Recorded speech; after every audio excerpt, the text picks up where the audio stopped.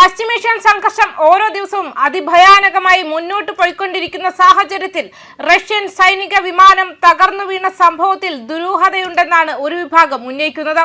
ബാഹ്യ ആക്രമണങ്ങൾ എന്തെങ്കിലും നടന്നിട്ടുണ്ടോ എന്നുമുള്ള സംശയവും ഉയർന്നിട്ടുണ്ട്. ക്രിമിയൻ ഉപദ്വീപിലാണ് റഷ്യൻ സൈനിക ഗതാഗത വിമാനം തകർന്നത്. അപകടത്തിൽ വിമാനത്തിലുണ്ടായിരുന്ന 29 പേരും മരിച്ചു.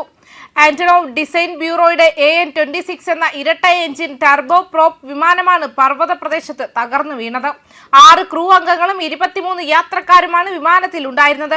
ആരും രക്ഷപ്പെട്ടിട്ടില്ലെന്ന് തിരച്ചിൽ നടത്തുന്ന രക്ഷാപ്രവർത്തകർ സ്ഥിരീകരിക്കുകയും ചെയ്തു. ചൊവ്വാഴ്ച വൈകുന്നേരം 6 മണിയോടെയാണ് വിമാനം റഡാറിൽ നിന്നും അപ്രത്യക്ഷമായത്. വിമാനം ഒരു പാറക്കെട്ടിലിടിച്ചതായി റഷ്യൻ വാർത്താ ഏജൻസിയായ ടാസ് റിപ്പോർട്ട് ചെയ്യുന്നുണ്ട്. വിമാനം തകരുന്നതിന് തൊട്ടു മുൻപ് കൺട്രോളറുകളുമായുള്ള ആശയവിനിമയം പൂർണ്ണമായും തകരാറിലായിരുന്നു.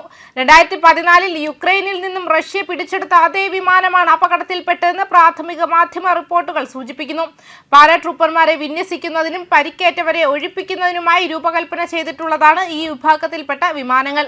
അപകടത്തിന് പിന്നിൽ ബാഹ്യ ആക്രമണങ്ങളുടെ ലക്ഷണങ്ങളൊന്നുമില്ലെന്നാണ് പ്രാഥമിക വിലയിരുത്തൽ.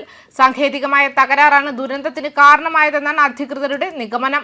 സംഭവത്തെക്കുറിച്ച് അന്വേഷണത്തിൽ പ്രതിരോധ മന്ത്രാലയം പ്രത്യേക സമിതി നിയോഗിച്ചിട്ടുണ്ട്.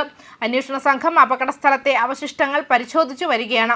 കരിങ്കടലിന് സമീപമുള്ള അതീവ സുരക്ഷാ മേഖലയായ ക്രിമിയൻ ഉപദ്വീപിൽ സൈനിക വിമാനം തകർന്നത് റഷ്യൻ പ്രതിരോധ വകുപ്പിനെ ഗൗരവമായി ആശങ്കപ്പെടുത്തുന്നുണ്ട്. അപകടത്തിന്റെ കൃത്യമായ കാരണം കണ്ടെത്താനായി വിമാനത്തിന്റെ ബ്ലാക്ക് ബോക്സ് വീണ്ടെടുക്കാനുള്ള ശ്രമത്തിലാണ് അധികൃതർ. ദുരന്തത്തിലേക്ക് നയിച്ച സാഹചര്യങ്ങൾ വ്യക്തമാക്കാൻ വിശദമായ അന്വേഷണവും തുടരുകയാണ്.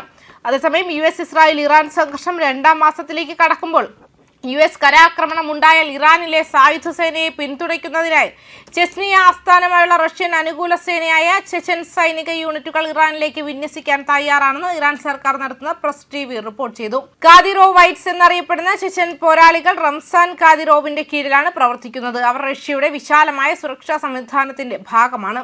ടെഹ്റാനുമായുള്ള ഏറ്റവും അടുത്ത തന്ത്രപരമായ സഖ്യകക്ഷികളിൽ ഒന്നാണ് മോസ്കോ. സംഘർഷം രൂക്ഷമാകാനുള്ള സാധ്യതയെ സൂചിപ്പിക്കുന്ന തരത്തിൽ ഇറാനിൽ കരസേനയെ വിന്യസിക്കുന്നതിനെ US പ്രസിഡന്റ് ഡൊണാൾഡ് ട്രംപ് ആലോചിക്കുന്ന സാഹചര്യത്തിലാണ് ഈ നീക്കം. ഇറാന്റെ അർദ്ധസമ്പുഷ്ട യുറേനിയം ശേഖരം പിടിച്ചെടുക്കാൻ വൈറ്റ് ഹൌസ് ഉയർന്ന അപകട സാധ്യതയുള്ള ഒരു ഓപ്പറേഷൻ നടത്തുന്നുണ്ടെന്നും തന്ത്രപരമായ പ്രാധാന്യമുള്ള ഖാർഗ് ദ്വീപ് പിടിച്ചെടുക്കാനുള്ള പദ്ധതികൾ ട്രംപ് സൂചിപ്പിച്ചിട്ടുണ്ടെന്നും റിപ്പോർട്ടുകൾ സൂചിപ്പിക്കുന്നു. വാഷിംഗ്ടൺ ഇതിനകം തന്നെ ഈ മേഖലയിൽ സൈനിക സാന്നിധ്യം ശക്തിപ്പെടുത്താൻ തുടങ്ങിയിട്ടുണ്ട്. US ആർമിയുടെ എലൈറ്റ് 82ാമത് എയർബോൺ ഡിവിഷനിൽ നിന്നുള്ള ആയിരക്കണക്കിന് സൈനികർ പശ്ചിമേഷ്യയിൽ എത്തിയിട്ടുണ്ട്. നാവികർ, മറൈനുകൾ, പ്രത്യേക ഓപ്പറേഷൻ സേനകൾ എന്നിവരുടെ അധിക വിന്യാസങ്ങളിൽ പാരാട്രൂപ്പർമാർ ചേരുന്നു.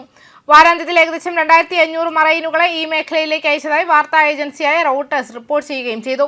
ഇറാനിയൻ ഉദ്യോഗസ്ഥർ വർദ്ധിച്ചുവരുന്ന പോരാട്ട വീര്യത്തോടെയാണ് പ്രതികരിച്ചത്. രാജ്യം ആക്രമിക്കാൻ ശ്രമിക്കുന്ന ഏതൊരു ആക്രമണകാരിയുടെയും കാലുകൾ ടെഹ്റാൻ വെട്ടിക്കളയുമെന്ന് ഒരു മുതിർന്ന സൈനിക വക്താവ് മുന്നറിയിപ്പും നൽകിയിരുന്നു.